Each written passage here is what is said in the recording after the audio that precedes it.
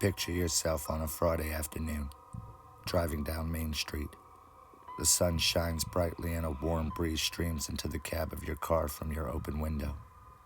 You can hear children laughing and playing at the nearby park, and friendly neighbors shout their hellos as you drive past. Down the road, the local high school practices on their field. It's 1984, and the hometown pride is practicing hard to compete in the A1 Oklahoma State Championship.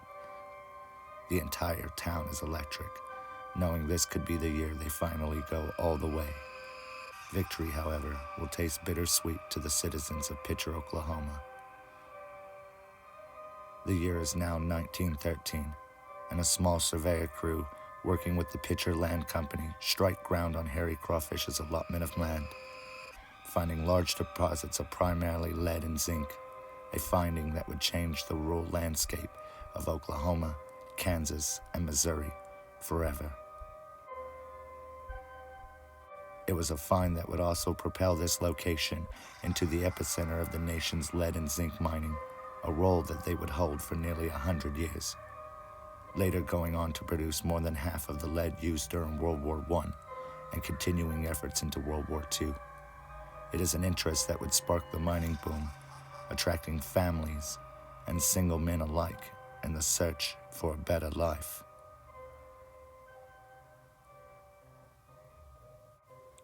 In 1918, the community building around the Picher Lead Company was incorporated into Oklahoma, taking up the name Picher in honor of the founder of Picher Lead Company, O.S. Picher.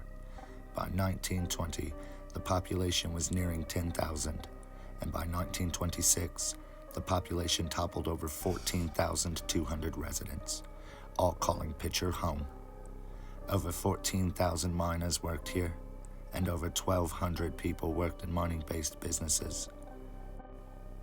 As a result of the extensive and mostly unregulated mining, large mountains of toxic lead-zinc mining leftovers known as chat jettisoned out of the landscape, looming over Picher from all sides. Local children would ride their bikes on the chat piles, explore abandoned mine shafts, and swim in the contaminated toxic creeks and lakes. Parents would even fill their children's sandboxes with chat, unaware of the danger and happy to use what they saw as a free resource.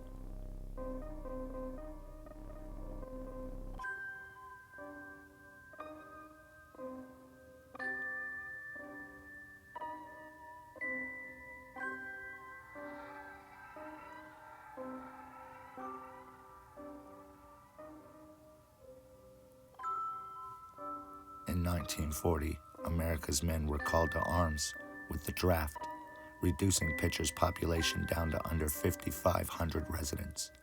By 1967, lead and zinc mining came to a stop, abandoning over 14,000 mine shafts, leaving them to fill with toxic mill sludge and contaminated water. The toxic groundwater began seeping out of the mines, turning the nearby creeks bright orange as one side effect. In 1983, the Environmental Protection Agency, or EPA, declared Picher, Oklahoma, one of the most toxic places in America, adding the town to the Tar Creek Superfund site in hopes to investigate and clean up the leftover hazardous materials. Federal authorities surveyed Picher shortly after, locating multiple sites. The EPA allotted funds to cap mine shafts, attempting to prevent access to the toxic chat piles that had become a part of life for residents and provide access to clean water. Unfortunately, even after a decade, 63% of children were still suffering from lead poisoning. Picher, Oklahoma was slowly dying. Unregulated overmining practices prevented new industry from building and locating here. The U.S. Census reported 1,640 residents in the year 2000. The town itself employed an aldermanic government style at this point. Massive sinkholes began swallowing the town, then quickly filling with toxic water runoff from the abandoned mine shafts just below the surface. In 2006, the U.S. Army Corps of Engineers issued a study showing 86% or 9 out of 10 buildings, were subject to collapse at any moment. This included the town's beloved one and only school, adding yet another danger to the growing list facing Picher. Buyouts were offered to the residents of Picher, focusing first on families with young children. The final blow was dealt in the spring of 2008, when an F4 tornado destroyed a majority of remaining homes, injuring over 150 people and killing 6. Due to the vast levels of dangers present, the EPA officially evacuates the town and completes the buyout of all residents, but a small handful.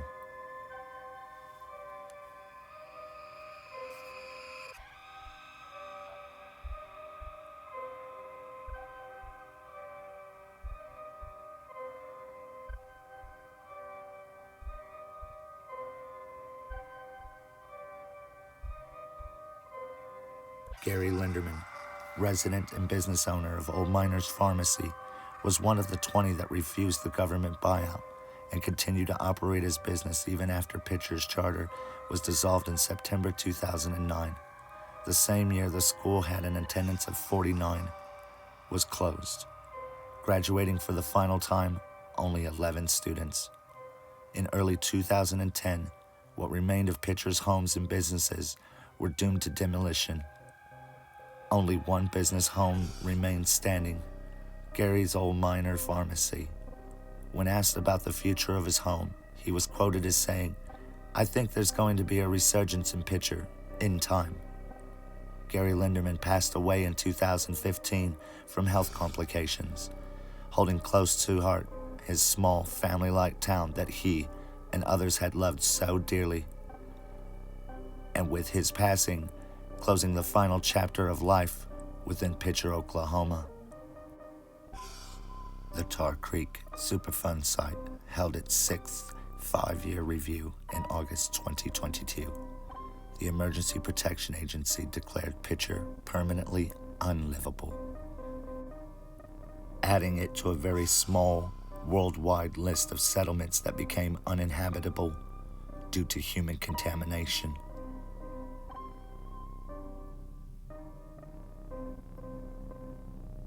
Today, when you drive through, it's easy to miss rows and rows of what used to be neighborhoods and businesses, now sit vacant and empty. Plant vegetation slowly consuming back the land that was abandoned by man. If you were to look hard enough, you'll find a handful of destroyed homes, the blocked-off corpse of a school, and a duplex complex, and what appears to be a mechanic's workshop.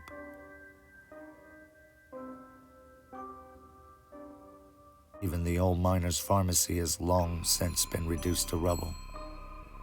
Local wildlife, though scarce, is unafraid of humans, likely due to generations of minimal interactions with us as a threat to them. The large piles of chat, though slowly being decreased, still loom silently over vacant crisscross paths that once made streets, a man-made poison footprint on our world.